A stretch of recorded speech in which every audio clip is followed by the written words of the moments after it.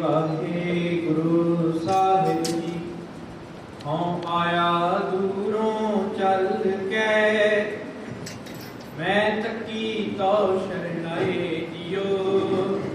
मैं आशा रखी चित में, मेरा सब दुख गाए जियो।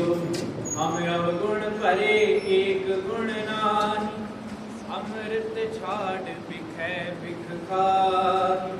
माया मोह परम पै फूले, सुत दारा स्यों प्रीत लगाई।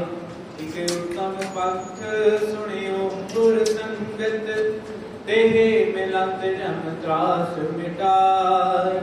इक अरदास पाठ कीरत की, गुर रामदास राखो शरणाई। सतनाम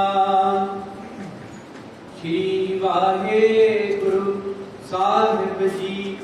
तनासरी महला पंजवा, औखी कड़ी न देखण दे, अपना बिरद संभाले।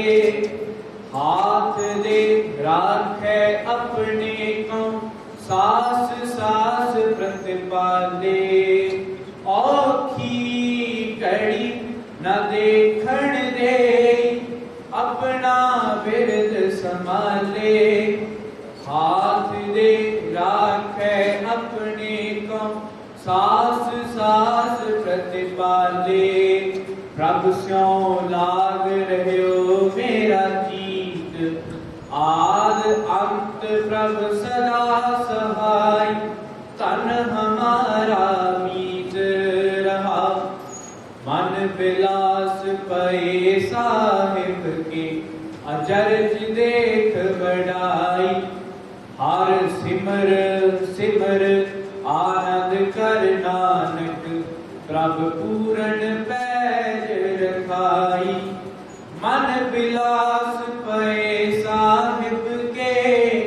अचरज देख बढ़ाई, हर सिमर सिमर आनंद कर नानक। प्रभु पूरन पैज रखाई।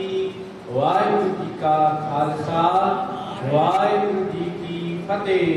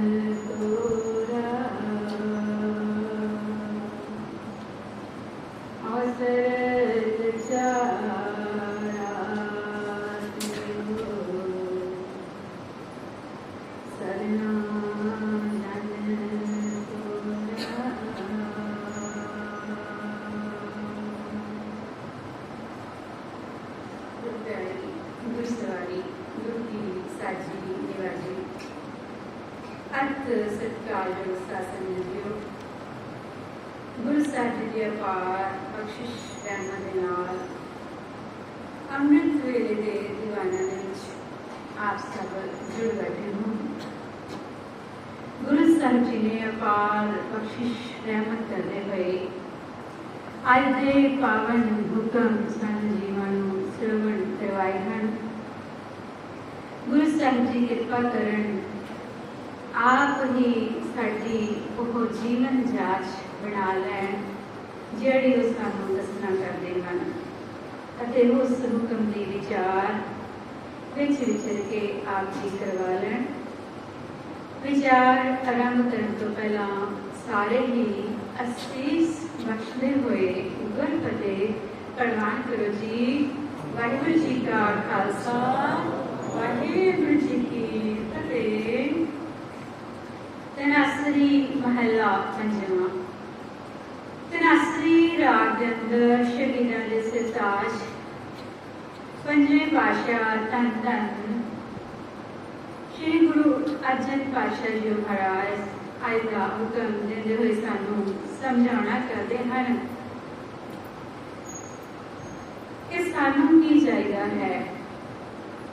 जिस दे जीवन दे विच आ जाती है ये जीवन जाच ओदे बारे गल कर रहे हैं कि मेरा मन प्यारे परमात्मा जी दे चरनां दे नाल जुड़ गया है। जो प्यारा परमात्मा आद तो लैके अंत तक सदा मददगार बनता है ते कदे औखी घड़ी नहीं देखण दिंदा।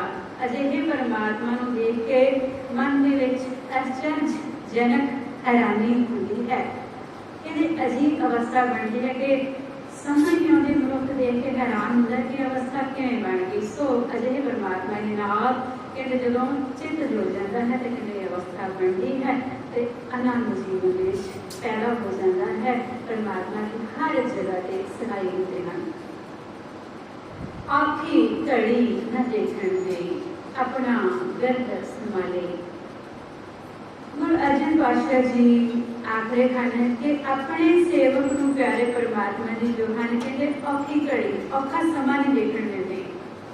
कदे भी जीवन विच कहते औखा समा नहीं आउंदा। हर वेले खुशी दे विच सुख दे विच कहते वो जीव रहिंदे हन जिन्हें उसनूं सिमर लिया।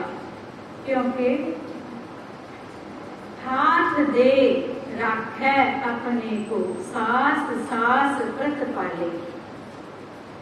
कहते वो जो दाता है कहते दाता देण वाला कहते अपना बिरद संभाले कि जो अपने बिरद की रखिया करता है। अपने सुभाव की पछाण है उसनूं कि जेड़ा मैनूं सिमरदा है मैं उहदी रखिया करनी है। उसनूं पता है ते हुण वो हथ दे के रखिया करता है ते हर एक साह दे नाल कहते हर एक साह दे नाल कहते उहदी रखिया करता है। औखी घड़ी देण देखण ही नहीं दिंदा, समा आण ही नहीं दिंदा। जे समा आ जाए तो महसूस नहीं हुंदा। जिन्हां ने महसूस नहीं कीता असीं उन्हां दीयां कहानियां श्रवण करते हां। अज दा जो पावन दिहाड़ा है अरदास दे विच भी जिक्र किया गया कि अज महाराजा रणजीत सिंह जी की बरसी का दिन है। महाराजा रणजीत सिंह जी 1780 दे विच सरदार महा सिंह जी के गृह दे विच माता राजकौर जी की कुख तो जन्म लेंदे हन। सो क्यों बंदा आखिए जित जन्मै राजान। अजिही माता माता राजकौर जी नूं बचपन दे विच जदों पैदा होए हन ते एक कन्या के तौर पर एक कुड़ी के तौर पर संसार दे विच आख्या जाता है कि कुड़ियां माड़ियां हन बेटियां माड़ियां हन। धरती दे विच दबा दिता गया सी ते उस बेटी नूं जदों किसी तरीके दे नाल धरती दे विचों निकल आई खेत वाया जा रहा सी तो घड़े दे विचों जदों निकली ते फिर उसने महाराजा रणजीत सिंह जी नूं जन्म दिता है। जित जन्मै राजान गुरु साहिब जी बाणी दे विच आख्या है। सो अजिही माता की कुख तो महाराजा रणजीत सिंह जी का जन्म होया। गुरसिख परिवार दे विच पले हन सरदार चढ़क सिंह जी जो दिल्ली नूं फतेह करन वेले नाल हन। बड़ा ही उन्हां दा उच्चा सुच्चा जीवन है। बड़ी चढ़ती कला वाले सिंह हन दादा जी भी पिता जी भी। सो अजिहे गुरसिख परिवार दे विच पले वड्डे होए। कहते 13 साल की जदों उम्र हुई ते इस वेले इन्हां दी बहादुरी का कहते एक किस्सा आउंदा है। कहते एक सी हशमत खान चट्ठा। कहते यह बड़ा जरनैल सी, बड़ा समय का मन्निया परमन्निया कहते सूरमा सी।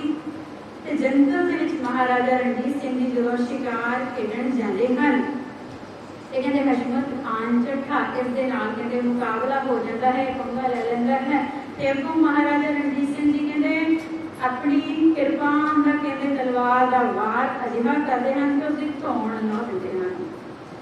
उसकी धौण लै जाती है ते कहते कितनी कु सूरमताई कितनी कु वीरता और छोटी जी उम्र दे विच 13 साल की उम्र दे विच कितना उन्हां दे कोले युद्ध कला दा उन्हां कोले अभ्यास होवेगा।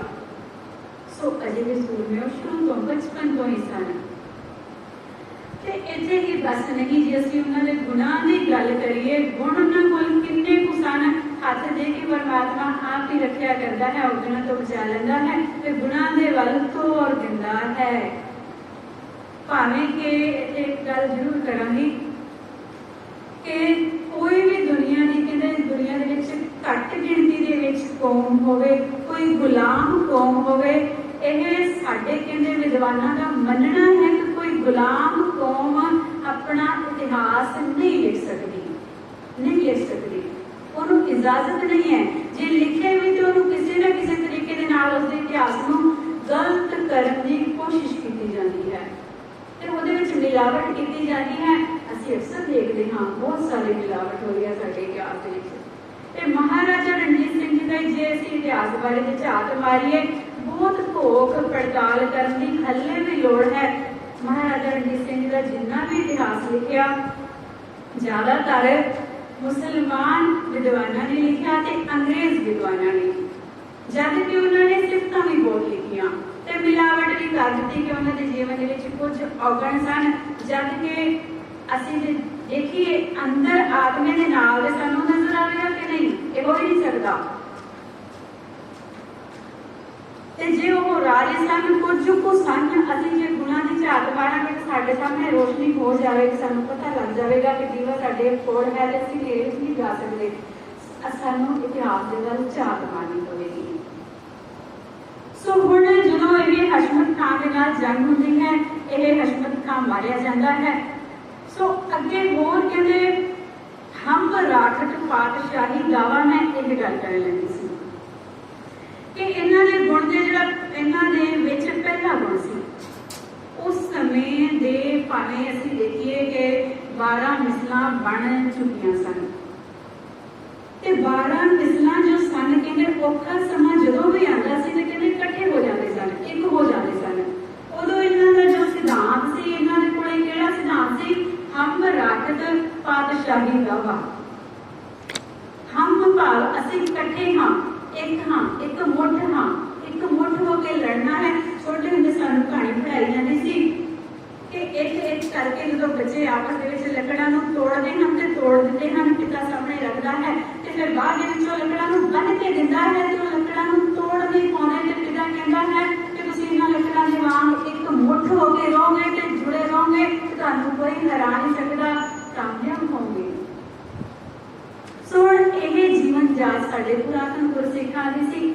ਅੱਜ ਬਹੁਤ ਜ਼ਿਆਦਾ ਅਸੀਂ ਪਿੱਛੇ ਆ ਚੁੱਕੇ ਹਾਂ, ਕਿਤੇ ਨਾ ਕਿਤੇ। ਹੁਣ ਅਸੀਂ ਹਮ ਤੋਂ ਮੈਂ ਤੇ ਆ ਗਏ ਹਾਂ ਕਿ ਮੈਂ ਪਾਤਸ਼ਾਹ, ਮੈਂ ਦੁਨੀਆ ਦਾ ਲੈਂਡਲੋਰਡ, ਮੈਂ ਚੌਧਰੀ, ਮੇਰੇ ਆਪਣੇ ਹੋਣ ਤੇ ਕੌਮ ਨੂੰ ਅਸੀਂ ਕਿਤੇ ਨਾ ਕਿਤੇ ਪਾਸੇ ਕਰ ਦਿੰਦੇ ਹਾਂ। ਅਸੀਂ ਅਲੱਗ-ਅਲੱਗ ਵੰਡੀਆਂ ਪਾ ਲਈਆਂ, ਪਰ ਫਿਰ ਵੀ ਅਸੀਂ ਇੱਥੇ ਵਿਸ਼ਵਾਸ ਦੇ ਨਾਲ ਇਹ ਗੱਲ ਆਖ ਸਕਦੇ ਹਾਂ ਯਕੀਨਨ, ਕਿਉਂਕਿ ਅੱਖਾਂ ਦੇ ਨਾਲ ਅਸੀਂ ਦੇਖ ਰਹੇ ਹਾਂ, ਹੁਣ ਵੀ ਦੇਖ ਰਹੇ ਹਾਂ। ਭਾਵੇਂ ਅਸੀਂ ਇਹ ਗੱਲ ਕਰਦੇ ਜ਼ਰੂਰ ਹਾਂ ਪਰ ਅੱਖਾਂ ਦੇ ਨਾਲ ਜਦੋਂ ਸਾਹਮਣੇ ਕਹਿੰਦੇ ਪ੍ਰਤੱਖ ਨੂੰ ਪ੍ਰਮਾਣ ਕੀ। ਦਿੱਲੀ ਮੋਰਚਾ ਲੱਗਿਆ ਹੈ, ਕੌਣ ਉੱਥੇ ਇਕੱਠਾ ਨਹੀਂ ਹੋਇਆ, ਮਿੰਟ 'ਚ ਇਕੱਠੇ ਹੋ ਗਏ ਸਾਰੇ, ਪਰ ਸਾਡੇ ਕੋਲੇ ਸਹੀ ਜੋ ਕੌਮ ਦੇ ਆਗੂ ਸਹੀ ਨਹੀਂ ਹਨ। ਕੌਮ ਇਕੱਠੀ ਹੋ ਸਕਦੀ ਹੈ, ਆਗੂ ਸਹੀ ਨਹੀਂ ਹਨ। ਆਗੂ ਦੇ ਵਿੱਚ ਕਮੀ ਹੈ, ਆਗੂ ਸਹੀ ਹੋਣੇ ਚਾਹੀਦੇ ਹਨ, ਕੌਮ ਨੂੰ ਜੋੜਨ ਵਾਲੇ। ਆਪ ਹੀ ਉਹਦਾ ਆਪਣਾ ਚਾਹੁੰਦੇ ਹਨ, ਜਿਹੜੇ ਕਹਿੰਦਾ ਕਿ ਮੈਂ ਅੱਗੇ ਲੱਗ ਕੇ ਰਵਾਂ, ਦੂਜਾ ਕਹਿੰਦਾ ਮੈਂ, ਤੇ ਫਿਰ ਉਹ ਆਪ ਹੀ ਇਕੱਠੇ ਨਹੀਂ ਹੋਣਗੇ ਤੇ ਕੌਮ ਇਕੱਠੀ ਹੋਵੇ, ਭਾਵੇਂ ਸਾਰਾ ਦੇਸ਼ ਵੀ ਇਕੱਠਾ ਹੋ ਜਾਵੇ, ਜਿੰਨੀ ਦੇਰ ਆਗੂ ਸਹੀ ਨਹੀਂ ਆਉਂਦੇ ਜਦੋਂ ਫਿਰ ਉਸ ਇਕੱਠ ਦਾ ਵੀ ਕੋਈ ਫਾਇਦਾ ਨਹੀਂ ਹੁੰਦਾ, ਲੋਕ ਨਿਰਾਸ਼ ਹੋ ਜਾਂਦੇ ਹਨ। ਜੇ ਅਸੀਂ ਗੁਰੂ ਗ੍ਰੰਥ ਸਾਹਿਬ ਜੀ ਦੀ ਬੇਅਦਬੀ ਵੇਲੇ ਵੀ ਦੇਖਿਆ, ਉਦੋਂ ਵੀ ਲੋਕ ਕਿਵੇਂ ਇਕੱਠੇ ਹੋਏ ਸਨ, ਇੱਕ ਹੋ ਗਏ ਸਨ, ਪਰ ਆਗੂ ਸਹੀ ਨਹੀਂ ਮਿਲੇ, ਇਸ ਕਰਕੇ ਅਸੀਂ ਪਿੱਛੇ ਰਹਿ ਜਾਂਦੇ ਹਾਂ। ਸੋ ਲੋੜ ਹੈ ਕਿ ਸਾਨੂੰ ਸਹੀ ਆਗੂ ਮਿਲ ਜਾਣ। ਅਸੀਂ ਅਰਦਾਸ ਕਰਿਆ ਕਰੀਏ ਕਿ ਸਾਨੂੰ ਸਹੀ ਆਗੂ ਸੰਤ ਜਰਨੈਲ ਸਿੰਘ ਜੀ ਵਰਗੇ ਮਿਲ ਜਾਣ, ਜੋ ਸੰਤ ਤੇ ਸਿਪਾਹੀ ਦੋਨਾਂ ਤਰ੍ਹਾਂ ਦੇ ਨਾਲ ਅੱਗੇ ਹੋ ਕੇ ਆਉਣ। ਦੋਨਾਂ ਚੀਜ਼ਾਂ ਦੀ ਲੋੜ ਹੈ। ਭਾਵੇਂ ਧਰਤੀ ਜੋ ਹੈ ਧਰਮ ਦੇ ਆਸਰੇ ਖੜੀ ਹੈ, ਅਸੀਂ ਅਕਸਰ ਇਹ ਵੀ ਗੱਲ ਕਰਦੇ ਹਾਂ, ਢੋਲ ਧਰਮ ਦਇਆ ਦਾ ਪੁੱਤ। ਸਾਨੂੰ ਇਹ ਸਿਧਾਂਤ ਜੋ ਹੈ ਗੁਰੂ ਨਾਨਕ ਦਾ, ਇਹ ਸਾਨੂੰ ਆਸ਼ਾਵਾਦੀ ਰੱਖਦਾ ਹੈ, ਚੜ੍ਹਦੀ ਕਲਾ ਦੇ ਵਿੱਚ ਰੱਖਦਾ ਹੈ। ਕਦੇ ਅਸੀਂ ਨਿਰਾਸ਼ਾਵਾਦੀ ਸੋਚ ਦੇ ਵਿੱਚ ਨਹੀਂ ਜਾ ਸਕਦੇ। ਸੋ ਇਹ ਹਮ ਰਾਖਤ ਪਾਤਸ਼ਾਹੀ ਦਾ ਉਸ ਵੇਲੇ ਇਹ ਸਿਧਾਂਤ ਸੀ ਸਾਡੀ ਕੌਮ ਦਾ। ਹੁਣ ਵੀ ਅਸੀਂ ਬਣ ਕੇ ਰਹੀਏ, ਅਸੀਂ ਮੈਂ ਹਉਮੈ ਨੂੰ ਛੱਡ ਦਈਏ, ਅਸੀਂ ਇੱਕ ਹੋ ਜਾਈਏ। ਅਸੀਂ ਇੱਕ ਪਿਤਾ ਏਕ ਕੇ ਹਮ ਬਾਇਕ, ना हम हिंदू ना मुसलमान, अल्लाह राम के पिंड पुराण। ਅਸੀਂ ਸਾਰੇ ਇਕੱਠੇ ਹੋ ਜਾਈਏ, ਇੱਕ ਹੋ ਜਾਈਏ। ਮਾਨਸ ਕੀ ਜਾਤ ਸਭ ਇੱਕ ਹੈ ਪਛਾਣ, ਇੱਕ ਕੌਮ ਫਿਰਕਾ ਸਾਰਾ ਕੁਝ ਛੱਡ ਕੇ ਅਸੀਂ ਇੱਕ ਹੋ ਜਾਈਏ, ਰੱਬ ਦੇ ਬੰਦੇ ਬਣ ਜਾਈਏ। ਸੋ ਬਾਬਾ, ਹੁਣ ਅਸੀਂ ਮਹਾਰਾਜਾ ਰਣਜੀਤ ਸਿੰਘ ਜੀ ਦੀ ਗੱਲ ਕਰ ਰਹੇ ਹਾਂ। ਹੋਰ ਜੇ ਇਹਨਾਂ ਦੇ ਜੀਵਨ ਦੇ ਵਿੱਚ ਕਹਿੰਦੇ ਝਾਤ ਮਾਰੀਏ ਤੇ ਕਹਿੰਦੇ ਇਹਨਾਂ ਜੀਵਨ ਦੇ ਵਿੱਚ ਇੱਕ ਜਗ੍ਹਾ ਆਉਂਦਾ ਹੈ ਕਿ ਜਿਵੇਂ ਅਸੀਂ ਅਸੀਂ ਦੇਖਦੇ ਹਾਂ ਕਿ ਇਹਨਾਂ ਨੇ ਜੇ ਸਾਰੇ ਦੇਸ਼ ਜਿੱਤ ਗਏ, ਸਾਰੇ ਦੇਸ਼ ਇਹਨਾਂ ਨੇ ਜਿੱਤੇ, ਸਾਰੇ ਦੇਸ਼ ਨਹੀਂ ਸੌਰੀ ਪੰਜਾਬ ਦੀ ਅਸੀਂ ਗੱਲ ਕਰ ਰਹੇ ਸੀ। ਪੰਜਾਬ ਦੇ ਵਿੱਚ ਇਹਨਾਂ ਨੇ ਬਹੁਤ ਸਾਰੇ ਰਾਜਾਂ ਦੇ, ਪੰਜਾਬ ਦੇ ਵਿੱਚ ਬਹੁਤ ਸਾਰੇ ਇਲਾਕਿਆਂ ਦੇ ਵਿੱਚ ਕਬਜ਼ਾ ਕੀਤਾ। ਲਾਹੌਰ ਨੂੰ ਆਪਣੀ ਰਾਜਧਾਨੀ ਬਣਾਇਆ, ਪਰ ਅੰਮ੍ਰਿਤਸਰ ਦੇ ਵਿੱਚ ਇਹਨਾਂ ਦਾ ਕਬਜ਼ਾ ਨਹੀਂ ਸੀ ਮਹਾਰਾਜਾ ਰਣਜੀਤ ਸਿੰਘ ਜੀ ਦਾ। ਅੰਮ੍ਰਿਤਸਰ ਸ਼ਹਿਰ ਦੇ ਵਿੱਚ ਹਾਲਾਂਕਿ ਸਿੱਖਾਂ ਦਾ ਹੀ ਕਬਜ਼ਾ ਸੀ, ਪਰ ਮਹਾਰਾਜਾ ਰਣਜੀਤ ਸਿੰਘ ਦੇ ਅੰਡਰ ਨਹੀਂ ਸੀ। ਉੱਥੇ ਕੁਝ ਨਾ ਕੁਝ ਗਲਤ ਵੀ ਹੁੰਦਾ ਸੀ ਜੋ ਪੰਜਾਬ ਰਾਜ ਦੇ ਵਿੱਚ, ਖਾਲਸਾ ਰਾਜ ਦੇ ਵਿੱਚ ਮਹਾਰਾਜਾ ਰਣਜੀਤ ਸਿੰਘ ਦੇ ਅੰਡਰ ਹੋ ਰਿਹਾ ਸੀ। ਕਹਿੰਦੇ ਉਹ ਪੂਰੇ ਤੌਰ ਤੇ ਰਾਜ ਕਰਨਾ ਚਾਹੁੰਦੇ ਸੀ, ਪਰ ਖੂਨ ਨਹੀਂ ਸੀ ਡੋਲਣਾ ਚਾਹੁੰਦੇ, ਬਿਨਾਂ ਮਤਲਬ ਉਹਨਾਂ ਨੇ ਕਿਤੇ ਵੀ ਖੂਨ ਨਹੀਂ ਡੋਲਿਆ। ਤਾਂ ਹੁਣ ਅੰਮ੍ਰਿਤਸਰ ਦੇ ਵਿੱਚ ਕਹਿੰਦੇ ਇਹਨਾਂ ਨੇ ਅੰਮ੍ਰਿਤਸਰ ਨੂੰ ਘੇਰਾ ਪਾ ਲਿਆ, ਪਰ ਉਹ ਘੇਰਾਬੰਦੀ ਲਈ ਉਹਨਾਂ ਨੇ ਜੰਗ ਅਟੈਕ ਨਹੀਂ ਕੀਤਾ। ਤੇ ਇਧਰੋਂ ਕੀ ਹੋਇਆ ਕਿ ਜੋ ਅੰਮ੍ਰਿਤਸਰ ਦੇ ਵਿੱਚ ਭੰਗੀ ਮਿਸਲ ਦਾ ਰਾਜ ਸੀ, ਭੰਗੀ ਮਿਸਲ ਦੇ ਕਬਜ਼ੇ ਦੇ ਵਿੱਚ ਸੀ ਅੰਮ੍ਰਿਤਸਰ ਦਾ ਇਲਾਕਾ, ਤੇ ਭੰਗੀ ਮਿਸਲ ਦਾ ਜੋ ਸਰਦਾਰ ਸੀ ਗੁਲਾਬ ਸਿੰਘ, ਕਹਿੰਦੇ ਉਹ ਆਪਣੇ ਕਿਸੇ ਕਾਰਨ ਦੇ ਕਰਕੇ ਕਹਿੰਦੇ ਉਹਦੀ ਮੌਤ ਹੋ ਗਈ। ਤੇ ਜੋ ਭੰਗੀ ਮਿਸਲ ਦੇ ਜੋ ਬਾਕੀ ਲੋਕ ਸਨ ਉਸਦੇ ਸਰਦਾਰ ਦੇ ਕਮਾਨ ਦੇ ਹੇਠਾਂ ਜੋ ਸਨ, ਉਹ ਮਹਾਰਾਜਾ ਰਣਜੀਤ ਸਿੰਘ ਜੀ ਦੇ ਨਾਲ ਲੜਨ ਨੂੰ ਆਉਂਦੇ ਸਨ, ਲੜਨਾ ਚਾਹੁੰਦੇ ਸਨ। ਤੇ ਮਹਾਰਾਜਾ ਰਣਜੀਤ ਸਿੰਘ ਜੀ ਜੋ ਸਨ ਆਪਣੀ ਕੌਮ ਦਾ ਖੂਨ ਵਹਾਉਣਾ ਨਹੀਂ ਸੀ ਚਾਹੁੰਦੇ ਕਿ ਜੋ ਚੜ ਕੇ ਆਵੇ ਉਹਨੂੰ ਤਾਂ ਉਹਦੇ ਤੇ ਵਾਰ ਕੀਤਾ ਜਾਂਦਾ ਹੈ, ਪਰ ਜ਼ਰੂਰਤ ਪਵੇ ਤਾਂ ਲੜਿਆ ਜਾਵੇ। ਜੇ ਨਾ ਸਰਦਾ ਹੋਵੇ ਤੇ ਕਹਿੰਦੇ ਸਰਦਾ ਹੋਵੇ ਤੇ ਫਿਰ ਠੀਕ ਹੈ, ਨਾ ਸਰਦੇ ਨੂੰ ਲੜਾਈ ਕਰਨੀ ਪੈਂਦੀ ਹੈ। ਤਾਂ ਹੁਣ ਕਹਿੰਦੇ ਅਕਾਲੀ ਫੂਲਾ ਸਿੰਘ ਜੀ ਨੂੰ ਬੁਲਾਇਆ, ਅਕਾਲੀ ਫੂਲਾ ਸਿੰਘ ਜੀ ਨੂੰ ਮਹਾਰਾਜਾ ਰਣਜੀਤ ਸਿੰਘ ਜੀ ਨੇ ਬੁਲਾਇਆ, ਤੇ ਅਕਾਲੀ ਫੂਲਾ ਸਿੰਘ ਜੀ ਨੇ ਉਹਨਾਂ ਨੂੰ ਵੀ ਸਮਝਾਇਆ ਤੇ ਫਿਰ ਉਹ ਵੀ ਸਮਝ ਗਏ, ਤੇ ਮਹਾਰਾਜਾ ਰਣਜੀਤ ਸਿੰਘ ਜੀ ਜੋ ਸੀ ਉਹਨਾਂ ਦਾ ਹੱਲ ਹੋ ਗਿਆ, ਉਹਨਾਂ ਦੀ ਮੁਸ਼ਕਿਲ ਦਾ ਹੱਲ। ਸੋ ਇਸ ਤਰੀਕੇ ਦੇ ਨਾਲ ਉਹਨਾਂ ਨੇ ਇਹਨਾਂ ਮੁਸ਼ਕਿਲਾਂ ਦੇ ਆਮ ਛੋਟੀ ਮੋਟੀ ਮੁਸ਼ਕਿਲ ਦੇ ਹੱਲ ਇਸੇ ਤਰੀਕੇ ਦੇ ਨਾਲ ਆਸਾਨ ਤਰੀਕਿਆਂ ਦੇ ਨਾਲ ਕੱਢੇ ਤਾਂ ਕਿ ਲੜਾਈ ਨਾ ਕਰਨੀ ਪਵੇ। ਮਹਾਰਾਜਾ ਰਣਜੀਤ ਸਿੰਘ ਜੀ ਨੇ 49 ਲੜਾਈਆਂ ਲੜੀਆਂ, ਤੇ 49 ਦੀਆਂ 49 ਲੜਾਈਆਂ ਜੋ ਹਨ ਸਾਰੀਆਂ ਜਿੱਤੀਆਂ ਹਨ। 49ਵੀਂ ਲੜਾਈ ਜੋ ਹੈ ਇਹ ਅੰਮ੍ਰਿਤਸਰ ਦੀ ਕਹਿੰਦੇ ਉਹ ਬਿਨਾਂ ਜੰਗ ਤੋਂ ਜਿੱਤ ਨਹੀਂ ਕੀਤੀ ਗਈ। 49 ਲੜਾਈਆਂ ਸਾਰੀਆਂ ਦੇ ਜੇਤੂ ਹਨ। ਸੋ ਅਜਿਹੇ ਜੇਤੂ ਮਹਾਰਾਜੇ ਨੂੰ ਅਸੀਂ ਕਿਥੋਂ ਤੱਕ ਦੇ ਸਕਦੇ ਹਾਂ ਕਿ ਕੋਈ ਉਹਦੇ ਵਿੱਚ ਕੋਈ ਐਬ ਹੋ ਸਕਦਾ ਹੈ? ਗੁਣਾਂ ਦੇ ਨਾਲ ਹੀ ਮਨੁੱਖ ਅੱਗੇ ਲੰਘਦਾ ਹੈ। ਸਾਰੇ ਸਤਿਕਾਰ ਕਰਦੇ ਸਨ। ਜਦ ਕਿ ਇੱਕ ਗੱਲ ਹੋਰ ਆਉਂਦੀ ਹੈ ਸਾਹਮਣੇ ਕਿ 1857 ਦੇ ਵਿੱਚ ਉਦੋਂ ਦਾ ਮਹਾਰਾਜਾ ਰਣਜੀਤ ਸਿੰਘ ਜੀ ਜਾ ਚੁੱਕੇ ਸਨ ਦੁਨੀਆ ਤੋਂ। 1839 ਦੇ ਵਿੱਚ ਉਹਨਾਂ ਦਾ ਦੇਹਾਂਤ ਹੁੰਦਾ ਹੈ, ਅਕਾਲ ਚਲਾਣਾ ਕਰਦੇ ਹਨ। ਤੇ 1857 ਦੇ ਵਿੱਚ ਕਹਿੰਦੇ ਅੰਗਰੇਜ਼ਾਂ ਨੇ ਕੀ ਕੀਤਾ ਸੀ ਕਿ ਬਹਾਦਰ ਸ਼ਾਹ ਜੋ ਸੀ ਉਸ ਸਮੇਂ ਦਾ ਬਾਦਸ਼ਾਹ, ਉਸਦੇ ਜੋ ਪੁੱਤਰ ਪੋਤਰੇ ਸਨ ਅਗਾਂਹ ਕਹਿੰਦੇ ਅੰਗਰੇਜ਼ਾਂ ਨੇ ਹਿੰਦੁਸਤਾਨ ਦੇ ਵਿੱਚ ਕਹਿੰਦੇ ਉਹਨਾਂ ਨੂੰ ਕਤਲ ਕਰ ਦਿੱਤਾ ਸੀ, ਉਹਨਾਂ ਨੂੰ ਫੜ ਕੇ ਕਤਲ ਕਰ ਦਿੱਤਾ ਸੀ। ਤੇ ਇੱਥੋਂ ਤੱਕ ਕਿ ਜੋ ਬਚੇ ਹਨ ਬਾਕੀ ਹੁਣ ਕੁਝ ਰਿਕਸ਼ਾ ਚਲਾਉਂਦੇ ਹਨ ਤੇ ਕੁਝ ਮੰਗਦੇ ਹਨ, ਭੀਖ ਮੰਗਦੇ ਹਨ ਬਹਾਦਰ ਸ਼ਾਹ ਦੀ ਜੋ ਅਗਲੀ ਪੀੜ੍ਹੀ ਹੈ ਹੁਣ ਤੱਕ ਵੀ। ਤੇ ਜਦ ਕਿ ਮਹਾਰਾਜਾ ਰਣਜੀਤ ਸਿੰਘ ਦੇ ਰਾਜ ਦੇ ਵਿੱਚ ਅਜਿਹਾ ਕੁਝ ਨਹੀਂ ਹੋਇਆ, ਉਹਨਾਂ ਨੇ ਸਾਰੇ ਮੁਸਲਮਾਨਾਂ ਦਾ ਸਤਿਕਾਰ ਕੀਤਾ। ਇੱਥੋਂ ਤੱਕ ਕਿ ਮੁਲਤਾਨ ਦੇ ਇਲਾਕੇ ਦੀ ਜਦੋਂ ਜੰਗ ਹੋਈ, ਮੁਲਤਾਨ ਦੇ ਇਲਾਕੇ ਦੀ ਜੰਗ ਬੜੀ ਲੰਬੀ ਹੈ, ਤੇ ਉੱਥੋਂ ਦੇ ਜਦੋਂ ਜੰਗ ਹੋਈ ਤੇ ਮੁਜ਼ੱਫਰ ਖਾਨ ਸੀ ਜੋ ਕਹਿੰਦੇ ਉਹ ਮਾਰਿਆ ਗਿਆ, ਮੁਜ਼ੱਫਰ ਖਾਨ ਮਾਰਿਆ ਗਿਆ। ਤੇ ਇਸ ਜੰਗ ਦੇ ਵਿੱਚ ਮੁਜ਼ੱਫਰ ਖਾਨ ਦੇ 2 ਪੁੱਤਰ ਵੀ ਸ਼ਹੀਦ ਹੋ ਗਏ। ਜੰਗ ਦੇ ਵਿੱਚ ਜੋ ਲੜਦਾ ਹੈ ਸੂਰਮਾ ਉਹਨੂੰ ਸ਼ਹੀਦ ਆਖਿਆ ਜਾਂਦਾ ਹੈ। ਸੋ ਇਹ ਪੁੱਤਰ ਤੇ ਪਿਤਾ ਇਹ ਸ਼ਹੀਦ ਹੋ ਗਏ। 2 ਪੁੱਤਰ ਬਚ ਗਏ ਸੀ, 2 ਪੁੱਤਰ ਬਚ ਗਏ ਜੋ ਮਹਾਰਾਜਾ ਰਣਜੀਤ ਸਿੰਘ ਦੇ ਸਿੰਘਾਂ ਨੇ ਸਿਪਾਹੀਆਂ ਨੇ ਫੜ ਲਿੱਤੇ, ਜਿਨ੍ਹਾਂ ਨੂੰ ਗ੍ਰਿਫਤਾਰ ਕਰ ਲਿੱਤਾ। ਹੁਣ ਗ੍ਰਿਫਤਾਰੀ ਦੇ ਵਿੱਚ ਹਨ ਤੇ ਮਹਾਰਾਜਾ ਰਣਜੀਤ ਸਿੰਘ ਜੀ ਕੀ ਦੇਖਦੇ ਹਨ ਕਿ ਇਹਨਾਂ ਦਾ ਜੋ ਮਹਾਨ ਸੂਰਮਾ ਹੈ ਸਰਦਾਰ ਹਰੀ ਸਿੰਘ ਨਲੂਆ ਮੁਲਤਾਨ ਦੀ ਜੰਗ ਦੇ ਵਿੱਚ ਜ਼ਖਮੀ ਹੋਇਆ ਗਿਆ ਹੈ, ਜ਼ਖਮੀ ਹੋਇਆ ਹੈ।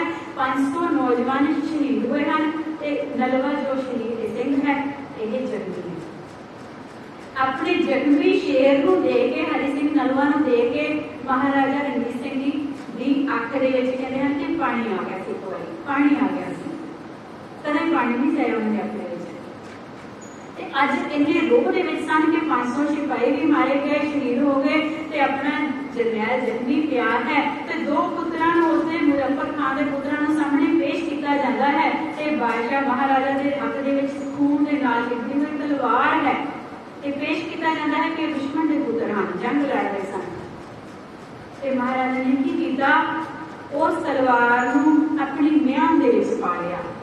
ਕੋਈ ਹੋਰ ਰਾਜਾ ਹੁੰਦਾ, ਜਿਵੇਂ ਬਹਾਦਰ ਸ਼ਾਹ ਦੀ ਅਸੀਂ ਗੱਲ ਕੀਤੀ, अंग्रेज़ों ने उहदे नाल की कीता, उहदे अगां पीढ़ी दे नाल जे कोई होर हुंदा ते नहीं करदा, पर महाराजा रणजीत सिंह जी ने तलवार नूं म्यान दे विच पा लिया, तलवार नूं म्यान दे विच पा लिया ते उन्हां बच्चिआं नूं गले दे नाल लगाया, उन्हां बच्चिआं नूं गले दे नाल लगा के आख्या कि तुहाडे नाल साडी कोई जंग नहीं, तुहाडे पिता दे नाल दुश्मनी सी, ओह जंग दे विच शहीद हो गया, तुहाडा कोई कसूर नहीं, इस करके तुसीं दसो कि तुहाडे पिता दा राज किन्ना कुछ सी। उन्हां ने दस्सिया कि साडे पिता इन्ने इलाके दे विच राज करदे सन। सिर्फ एक गल है, असीं एक घटना दा जिक्र कर रहे हां, होर थावां ते जिथे भी जंग होई महाराजा ने सारे नाल इदां दा सलूक कीता। हुण जदों पुछिआ कि तुहाडे कोल किन्ना राज है ते तुहाडी आमदन खर्चा तुहाडा किन्ना है, तुहानूं किन्नी लोड़ है खर्चे दी, वो सारा उन्हां नूं पुछ के ते उन्हां नूं राज दे दित्ते। पिंडां दे कई पिंडां दे उन्हां नूं राज दे दित्ते, उन्हां नूं मारिआ नहीं, गिरफ्तार नहीं कीता, कैद दे विच नहीं सुट्टिआ। औरंगजेब वर्गे ने अपने पिता नूं कैद च पाया सी। सो अजिहे महाराजा रणजीत सिंह जी असीं गुणां दे वल झात मारीए ते गुणां वल झात मारांगे तां सानूं लगेगा कि हाँ होर गुणां दी साझ असीं अक्सर पाउने आ कि तवा सोने दा बराबर तोल के दे दिता, असीं सखियां जियां बहुत वारी साझ पाई है उन्हां दी। सो अज होर जो नवीं चीज़ां जो लागू कि असीं कोशिश करिए कि असीं इतिहास की खोज पड़ताल करिए। सो होर भी गल्लां कई सारियां आउंदियां हन कि जो मुल्तान की जंग नूं असीं थोड़ा जिहा होर खोलीए, बाकी फिर करांगे किसी दे। ते मुल्तान की जंग दे विच कहंदे एक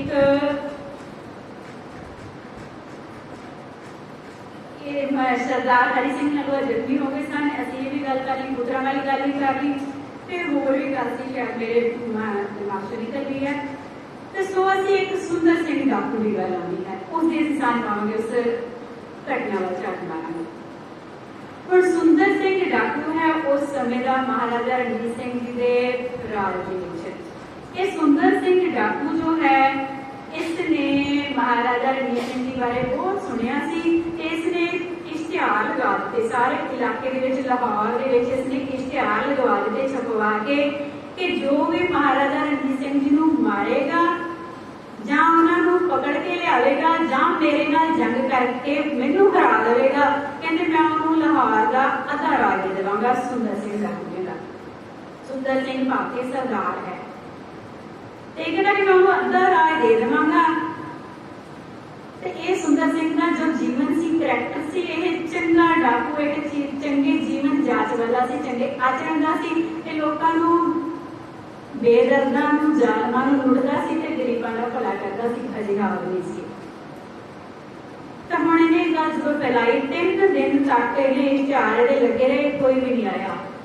चौथे दिन इहने फिर नवे इश्तिहार ला दित्ते, पुराने पढ़ दित्ते, नवे इश्तिहार छपवा के फिर इहने अपने सारे लाहौर शहर दे विच लगवा दित्ते कि जो भी महाराजा रणजीत सिंह जी नूं पकड़ के मेरे कोल लियावेगा जां मैनूं हरा देवेगा ते मैं उहनूं सारा राज दे दूंगा, लाहौर दा सारा राज दे देवांगा।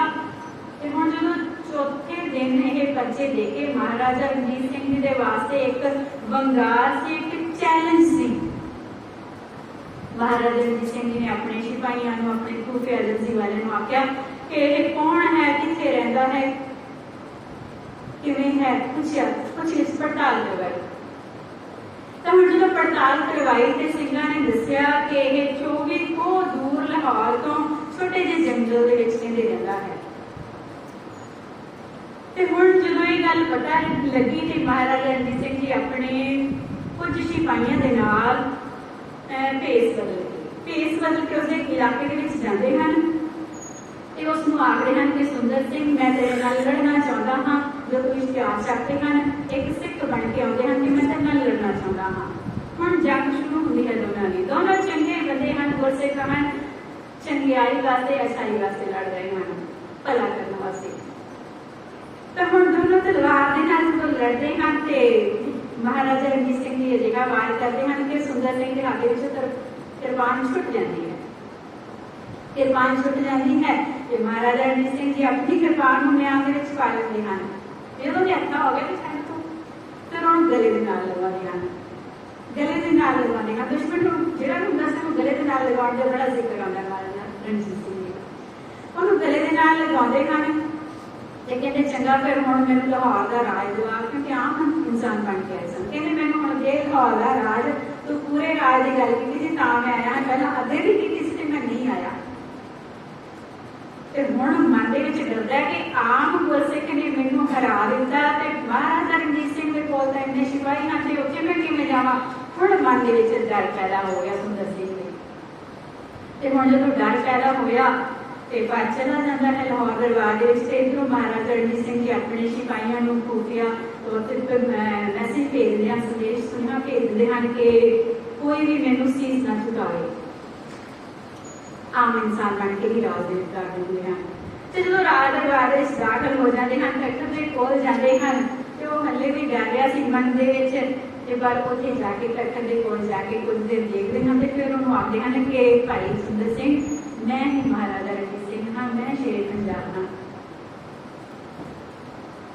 ਤੇ ਕਹਿੰਦੇ ਪਰ ਮੈਂ ਇਹ ਚਾਹੁੰਦਾ ਹਾਂ ਕਿ ਮੇਰੀ ਕੌਮ ਦਾ ਗੁਰਸਿੱਖ ਮਨੁੱਖ ਕੋਈ ਵੀ ਕਹਿੰਦੇ ਜੇ ਕੋਈ ਡਾਕੂ ਹੈ ਤੇ ਕਹਿੰਦੇ ਡਾਕੂ ਨਾ ਬਣ ਕੇ ਰਵੇ, ਕਹਿੰਦੇ ਚੰਗਾ ਇਨਸਾਨ ਬਣ ਕੇ ਜੀਵੇ। ਕਹਿੰਦੇ ਫਿਰ ਤੈਨੂੰ ਮੈਂ ਆਪਣੀ ਫੌਜ ਦਾ ਜਰਨੈਲ ਬਣਾਉਣਾ ਹਾਂ। ਉਹਨੂੰ ਆਪਣੀ ਫੌਜ ਦਾ ਜਰਨੈਲ ਬਣਾ ਦਿੰਦੇ ਹਨ। ਕਹਿੰਦੇ ਤੇਰਾ ਜੀਵਨ ਕਹਿੰਦੇ ਬਦਨਾਮ ਨਾਮ ਵਾਲਾ ਨਾ ਹੋਵੇ, ਕਲੰਕ ਨਾ ਲੱਗੇ, ਕਹਿੰਦੇ ਤੈਨੂੰ ਉੱਚਾ ਅਹੁਦਾ ਦਿੰਦਾ ਹਾਂ। ਉਹਨੂੰ ਜਰਨੈਲ ਬਣਾ ਦਿੱਤਾ। ਸੋ ਅਜਿਹੇ ਮਹਾਰਾਜਾ ਰਣਜੀਤ ਸਿੰਘ ਉਹਨਾਂ ਦੀ ਅੱਜ ਬਰਸੀ ਦਾ ਹੋਰ ਵੀ ਬਹੁਤ ਸਾਰੀਆਂ ਘਟਨਾਵਾਂ ਹਨ, ਪਰ ਅਸੀਂ ਸਮੇਂ ਅਨੁਸਾਰ ਸਮਾਪਤੀ ਕਰਨੀ ਹੈ। ਸੋ ਅੱਜ ਗੁਰੂ ਸਾਹਿਬ ਜੀ ਜੋ ਹੁਕਮ ਦੇ ਰਹੇ ਹਨ ਉਸ ਦੇ ਵਿੱਚ ਗੁਰੂ ਸਾਹਿਬ ਜੀ ਨੇ ਇਹ ਆਖਿਆ ਕਿ ਹਾਥ ਦੇ ਰੱਖ ਕੇ ਆਪਣੇ ਕੋਲ ਜੋ ਉਹਦਾ ਬਣ ਜਾਂਦਾ ਹੈ ਉਹ ਰੱਖਿਆ ਕਰਦਾ ਹੈ। ਸੰਤਾਂ ਮਹਾਂਪੁਰਸ਼ਾਂ ਦੇ ਚਰਨ ਸ਼ਰਨੀ ਵਿੱਚ ਆਉਂਦੇ ਸਨ। ਬਾਬਾ ਜਗਤਾ ਜੀ ਦੀ ਗੱਲ ਅਸੀਂ ਸੁਣਦੇ ਹਾਂ ਕਿ ਮਹਾਰਾਜਾ ਰਣਜੀਤ ਸਿੰਘ ਜੀ ਉਹਨਾਂ ਕੋਲੋਂ ਆ ਕੇ ਜਪਜੀ ਸਾਹਿਬ ਦਾ ਪਾਠ ਕਿਵੇਂ ਉਹ ਮਹਾਰਾਜਾ ਰਣਜੀਤ ਸਿੰਘ ਜੀ ਨੂੰ ਝਾੜਦੇ ਹਨ ਕਿ ਤੁਹਾਨੂੰ ਜਪਜੀ ਸਾਹਿਬ ਜੀ ਨਹੀਂ ਆਉਂਦਾ, ਗੁਰਸਿੱਖ ਹੋ। ਤੇ ਗੁਰੂ ਗ੍ਰੰਥ ਸਾਹਿਬ ਦਾ ਪ੍ਰਕਾਸ਼ ਆਪ ਦੇ ਮਹਿਲ ਦੇ ਵਿੱਚ, ਆਪ ਦੇ ਦਰਬਾਰ ਦੇ ਵਿੱਚ ਹੁੰਦਾ ਸੀ, ਜਿੱਥੋਂ ਹੋਰ ਬਹੁਤ ਸਾਰੀਆਂ ਘਟਨਾਵਾਂ ਨਿਕਲ ਕੇ ਆਉਂਦੀਆਂ ਹਨ। ਸਮਾਂ ਨਹੀਂ ਹੈ। ਸੋ ਅਜਿਹੀਆਂ ਬਹੁਤ ਸਾਰੀਆਂ ਘਟਨਾਵਾਂ ਹਨ। ਮੁਲਤਾਨ ਦੀ ਜੰਗ ਜਿਹੜੀ ਮੈਨੂੰ ਹੁਣ ਯਾਦ ਆ ਗਈ, ਵਿੱਚੋਂ ਜਿਹੜੀ ਗੱਲ ਮੈਂ ਕਰਨੀ ਚਾਹੀ ਸੀ, ਬਾਬਾ ਜਗਤਾ ਜੀ ਦੀ ਗੱਲ ਆਈ ਤੇ ਮੁਲਤਾਨ ਦੀ ਜੰਗ ਜਦੋਂ ਲੜਨ ਜਾ ਰਹੇ ਹਨ ਤੇ ਉਸ ਗੱਲ ਨੂੰ ਅਸੀਂ ਕੰਪਲੀਟ ਕਰ ਰਹੇ ਹਾਂ ਬਾਕੀ ਬਾਅਦ ਚ। ਤਾਂ ਹੁਣ ਮੁਲਤਾਨ ਦੀ ਜੰਗ ਕਰਨ ਜਦੋਂ ਜਾ ਰਹੇ ਹਨ ਤੇ ਰਸਤੇ ਦੇ ਵਿੱਚ ਕਹਿੰਦੇ ਜੰਗਲ ਦੇ ਵਿੱਚ ਰਾਤ ਵੇਲੇ ਠਹਿਰਦੇ ਹਨ ਤੇ ਇੱਕ ਜਗ੍ਹਾ ਤੇ ਕਹਿੰਦੇ ਰੋਸ਼ਨੀ ਆ ਰਹੀ ਹੈ, ਲਾਈਟ ਆ ਰਹੀ ਹੈ ਤੇ ਕਹਿੰਦੇ ਜਦੋਂ ਉਸ ਰੋਸ਼ਨੀ ਵਾਲੀ ਜਗ੍ਹਾ ਤੇ ਜਾਂਦੇ ਹਨ ਤੇ ਕੱਚਾ ਜਿਹਾ ਕੋਠਾ ਹੈ ਉਹਦੇ ਅੰਦਰ ਚਲੇ ਜਾਂਦੇ ਹਨ। ਅੰਦਰ ਜਾਂਦੇ ਹਨ ਤੇ ਅੰਦਰ ਗੁਰੂ ਗ੍ਰੰਥ ਸਾਹਿਬ ਦਾ ਪ੍ਰਕਾਸ਼ ਹੈ, ਗ੍ਰੰਥੀ ਸਿੰਘ ਹੈ ਤੇ ਗ੍ਰੰਥੀ ਸਿੰਘ ਨੂੰ ਨਮਸਕਾਰ ਕਰਦੇ ਹਨ, ਗੁਰੂ ਸਾਹਿਬ ਜੀ ਨੂੰ ਮੱਥਾ ਟੇਕਦੇ ਹਨ। ਤਾਂ ਹੁਣ ਗ੍ਰੰਥੀ ਸਿੰਘ ਜੀ ਨੂੰ ਕਹਿੰਦੇ ਹਨ ਕਿ ਅਰਦਾਸ ਕਰੋ ਕਿ ਮੁਲਤਾਨ ਦੀ ਫਤਿਹ ਹੋ ਜਾਵੇ, ਅਰਦਾਸ ਕਰੋ ਕਿ ਮੁਲਤਾਨ ਦੀ ਫਤਿਹ ਹੋ ਜਾਵੇ। ਤੇ ਹੁਣ ਗ੍ਰੰਥੀ ਸਿੰਘ ਅਰਦਾਸ ਕਰਦੇ ਹਨ। ਵਾਪਸੀ ਤੇ ਉਸੇ ਜਗ੍ਹਾ ਤੇ ਟਿਕਾਣਾ ਕਰਦੇ ਹਨ ਤੇ ਗ੍ਰੰਥੀ ਸਿੰਘ ਨੂੰ ਆਖਦੇ ਹਨ ਕਿ ਗੁਰਦੁਆਰਾ ਸਾਹਿਬ ਵਾਸਤੇ ਵੀ ਹੁਣ ਕੱਚਾ ਕੋਠਾ ਬਣਿਆ ਹੋਇਆ, ਤੁਸੀਂ ਦੱਸੋ ਕਿ ਕਿਹੜੀ ਸੇਵਾ ਚਾਹੀਦੀ ਹੈ। ਹਾਲੇ ਸੇਵਾ ਸ਼ਬਦ ਆਖਿਆ ਸੀ ਕੋਈ, ਪਰ ਮਨ ਦੇ ਵਿੱਚ ਅਸੀਂ ਕਹਿੰਦੇ ਨਾ ਕਿ ਦਾਤ ਪਿਆਰੀ ਮਿਸਰਾ ਦਾ ਤਾਰਾ, ਅਸੀਂ ਆਪਣੇ ਲਈ ਕਹਿ ਸਕਦੇ ਮੈਨੂੰ ਲੱਗਦਾ ਮੈਨੂੰ ਉੱਥੇ ਨਹੀਂ ਕਹਿਣਾ ਚਾਹੀਦਾ। ਤੇ ਉਹ ਉੱਥੇ ਆ ਕੇ ਜਦੋਂ ਇਹ ਗੱਲ ਲਫ਼ਜ਼ ਸਿਰਫ ਇਹ ਕਹਿੰਦੇ ਹਨ ਕਿ ਉਹ ਹੋਮੇ ਵਾਲਾ ਲਫ਼ਜ਼ ਅਸੀਂ ਕਹਿ ਸਕਦੇ ਹਾਂ ਜਾਂ ਇਤਿਹਾਸਕਾਰਾਂ ਨੇ ਕਿਹਾ ਜਾਂ ਕੁਝ ਕਹਿ ਲਈਏ ਤੇ ਉੱਥੇ ਜਾ ਉਹਨਾਂ ਨੂੰ ਲੱਗਿਆ, ਗ੍ਰੰਥੀ ਸਿੰਘ ਨੂੰ ਲੱਗਿਆ ਤੇ ਕਿ ਮੈਨੂੰ ਦੱਸੋ ਕਿ ਸੇਵਾ, ਮੈਂ ਸੇਵਾ ਕੀ ਕਰਾਂ, ਗੁਰੂ ਘਰ ਦੀ ਪੱਕਾ ਬਣਾਵਾਂ ਇਹ ਕਰਨਾ ਨਾ। ਤੇ ਇਹਨਾਂ ਨੂੰ ਹਰ ਕੇ ਗ੍ਰੰਥੀ ਸਿੰਘ ਚੜ੍ਹਦੀ ਕਲਾ ਵਾਲੇ ਕਿ ਮਹਾਰਾਜ ਦੀ ਪਰਵਾਹ ਨਹੀਂ, ਕੋਈ ਵੀ ਆਇਆ ਦੁਨੀਆ ਦਾ ਬਾਦਸ਼ਾਹ ਤੇ ਗ੍ਰੰਥੀ ਸਿੰਘ ਇੰਨੇ ਰੂਪ ਵਾਲੇ ਹੁੰਦੇ ਸਨ ਕਿ ਪਰਵਾਹ ਨਹੀਂ ਸੀ ਕਰਦੀ। ਗ੍ਰੰਥੀ ਸਿੰਘ ਨੇ ਆਖਿਆ ਕਿ ਮਹਾਰਾਜਾ ਉਦੋਂ ਤੂੰ ਰਣਜੀਤ ਸਿੰਘ ਬਣ ਕੇ ਆਇਆ ਸੀ ਤੇ ਉਦੋਂ ਤੂੰ ਅਰਦਾਸ ਕਰਵਾਈ ਸੀ, ਜਿਹਦੇ ਤੋਂ ਅਰਦਾਸ ਕਰਵਾਈ ਸੀ ਉਹ ਆਪਣੇ ਮਹਿਲ ਨਹੀਂ ਪਾ ਸਕਦਾ। ਤੇ ਮਹਾਰਾਜਾ ਰਣਜੀਤ ਸਿੰਘ ਨੇ ਆਪਣੇ ਗਲੇ ਦੇ ਵਿੱਚ ਪੱਲਾ ਪਾਇਆ ਤੇ ਗ੍ਰੰਥੀ ਸਿੰਘ ਦੇ ਕੇ ਹੱਥ ਜੋੜੇ ਕਿ ਮੈਨੂੰ ਮਾਫ ਕਰ ਦਿਓ ਵੀ ਮੈਂ ਹੁਣੇ ਦੀ ਗੱਲ ਕਿੱਥੋਂ ਕਹਿ ਬੈਠਾ, ਕਿ ਮੇਰੀ ਭਾਵਨਾ ਨਹੀਂ ਸੀ ਪਰ ਕਹਿ ਬੈਠਾ ਜ਼ੁਬਾਨ ਦੇ ਨਾਲ, ਮੈਨੂੰ ਨਹੀਂ ਸੀ ਕਰਨੀ ਚਾਹੀਦੀ। ਸੋ ਮਾਫੀ ਮੰਗਦੇ ਹਨ। ਇੰਨੀ ਨਿਮਰਤਾ ਦੇ ਘਰ ਦੇ ਵਿੱਚ ਰਹਿੰਦੇ ਸਨ। ਜੇ ਕਿਤੇ ਭੁੱਲ ਭੁਲੇਖੇ ਹੋਵੇ, ਜੇ ਬਾਹਰੋਂ ਭੁੱਲ ਚੁੱਕ ਬੋਲਦੇ ਧੀ ਖਰੇ ਹਰ ਭਾਂਡੀ। ਸੋ ਜੋ ਹਰੀ ਦੇ ਭਾਂਡੇ ਵਿੱਚ ਖੜੇ ਹਨ ਉਹ ਉਹਨਾਂ ਦੀ ਰੱਖਿਆ ਕਰਦਾ ਹੈ, ਹਰ ਜਗ੍ਹਾ ਤੇ ਰੱਖਿਆ ਕਰਦਾ ਹੈ। ਅਸੀਂ ਬਹੁਤ ਸਾਰੀਆਂ ਸੁਣਦੇ ਹਾਂ, ਪ੍ਰਸ਼ਨ ਲਾ ਕੇ ਮੇਰਾ ਜੀ ਆਨੰਦ ਪ੍ਰਭ ਸਦਾ ਸਾਈ, ਪਾਤ ਲੈ ਕੇ ਅੰਤ ਤੱਕ ਸਦਾ ਸਹਾਈ ਹੁੰਦਾ ਹੈ। ਉਹਦੇ ਨਾਲ ਚਿੱਤ ਅਸੀਂ ਵੀ ਜੋੜਨਾ ਹੈ। ਮਨ ਵਿਲਾਸ ਭਏ ਸਾਹਿਬ ਕੇ ਅਜਤ ਦੇ ਵਡਾਈ। ਸਾਹਿਬ ਦੇ ਅਸ਼ਟ ਜਨਕ ਪੁੱਤਰ ਦੇ ਕੇ ਕਹਿੰਦੇ ਮਨ ਦੇ ਵਿੱਚ ਵਿਲਾਸ ਚਾਹ ਕਿਹੜਾ ਪੈਦਾ ਹੁੰਦਾ ਹੈ।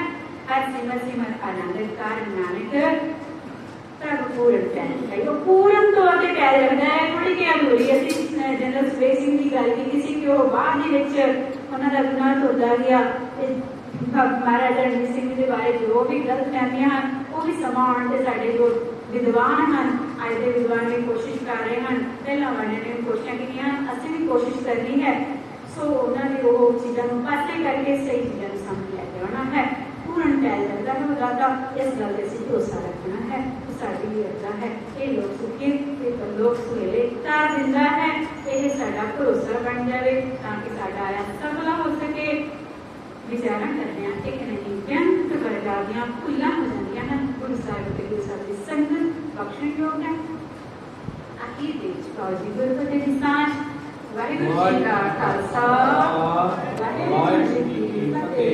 बहुत ही धन्यवाद है माता जी का जिन्होंने पावन हुक्मनामा साहिब जी की कथा श्रवण करवाई है कि नाल की नाल इतिहास बारे भी सानू सारिਆਂ ਨੂੰ ਜਾਣੂ ਕਰਵਾਇਆ है। बहुत ही धन्यवाद है आप संतां दा जो एकाग्रचित हो के इतिहास के बारे सुन रहे सन ਅਤੇ ਹੁਕਮਨਾਮਾ ਸਾਹਿਬ जी की कथा श्रवण की है। ਹੁਣ कुछ समा पूजनीय महान भाई कान सिंह जी महाराज जो साडे विच हाਜ਼ਰ होए हैं उन्हां पासों विचारा श्रवण करिए जी। वाहिगुरू जी का खालसा, वाहिगुरू जी की फतेह। प्यारी साध संगतियों, आवड़ भागियो निरंकारी जो गुरु ग्रंथ साहिब चरणों में आके बैठे सेवा पंथी ठिकाना भाई गिरदास स्थान पे रोजाना हाजिरियां करते हो। सतगुरु जी ने मेरा दास छुटका आप संतान आगे पवित्र हुक्मनामे की कथा की जसमीन कौर की पासों बड़े प्यार के नाम शुरू की है। फिर महाराजा रणजीत सिंह जी का ज्योति योग समाओं का दिहाड़ा है, बरसी का दिहाड़ा है। महाराजा रणजीत सिंह सिखा के महान योद्धे सूरवीर धर्मात्मा राजा हुए हैं जिन्होंने खालसा राज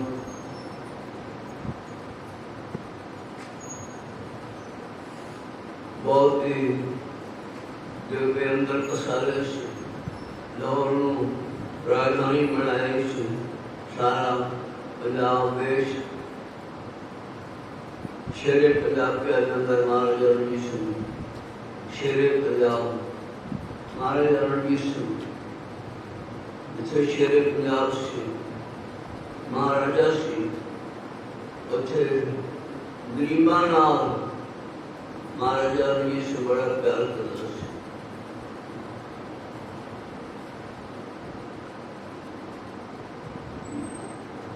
थले यात्री निवास और चित्रशाला के अंदर फोटो लगी हुई है पांडी बादशाह जिथे आपने राज भाग विचों गरीबां नूं राशन वंडदा सी उथे देश बदल के मजदूर वाले कपड़े पा के महाराजा रणजीत सिंह जी ने देखा एक बुजुर्ग बाबा है, छोटा जिहा पोतरा है, उन्होंने राशन तो मिलया है पर उस चक के पहुँचाने वाला कोई नहीं। महाराजा रणजीत सिंह जी ने आप उस गरीब की पंड अपने पंड से चक गई गोडिया पे चक रही तो घर पहुँचा के ऐसे महाराजा सिंह पीछे महाराजा सिंह और गरीब में गई गरीब परवरदिगार भी सुन बाबा जगदीश साहब वे सुनकारी हुए हैं तीन वाली बड़ मुनिया चीज़ा बेटा की एक बारी महाराजा रणजीत सिंह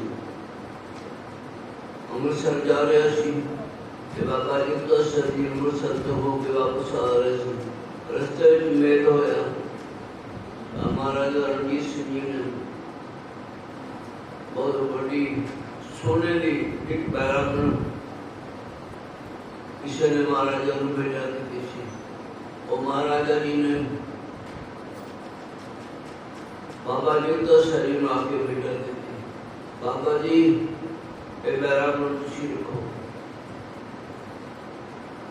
बाबा जी तो जी ने प्रवान कर ली और उसे थोड़ी देर बाद एक और गरीब साधु आया, बैरागी साधु आया। वो कहने लगे बाबा जी ये बैरागण तुसी की करनी है, तुसी संत आदमी हो ते असी तपस्या करते हैं सानू दे दो बैरागण लेते। इस तरह रख के ना भजन पाठ किया जाता है। बैरागण करना नाथ मंदिर टिकाए जाते पर सीट बनी होती है सोने की बैरागण बाबा जी का शरीर चलते उस बैरागी साधु दे देते। जेड़े के साहब कहने बाबा जी ये नकी रुपये चीज सी डेरे च रखने वाली चीज सी साधु तो दे देते। बाबा जिनका शरीर कहने लगे सफल हुई है। सो ऐसे महाराजा रणजीत सिंह जी का आज वर्षी का समागम उस बार बीबी किसी कौर जी ने महाराजा जी ने जंगा का भी जिक्र किया है कि मुल्तान की जंग की और कितने जंग की फतेह प्राप्त की। जब किले तक बादशाही राज कायम किया। ऐसे सुर में बहाकर महाराजा रणजीत सिंह जी का आज वर्षी का दिन बड़ी श्रद्धा से मनाया गया।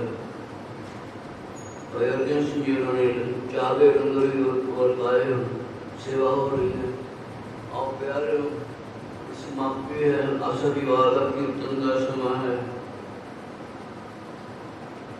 जब जानू सिंह ने हुक्मनामा आपने सुनाया औखी घड़ी न देखन दे अपना गर्भ से मारे हाथ ले रखे अपने तो सास सास प्रभु से लाग रहे हो मेरा चीज आनंद प्रभु सदा सहाय धन हमारा भी प्रभाव मन विलास भय साहिब के अजन देख बढ़ाई हर सिमर आनंद करना प्रभु पूर्ण पाए और प्यारे धन धन महाराजा रणजीत सिंह जिन्होंने सिखी रात झंडे जुड़ाए।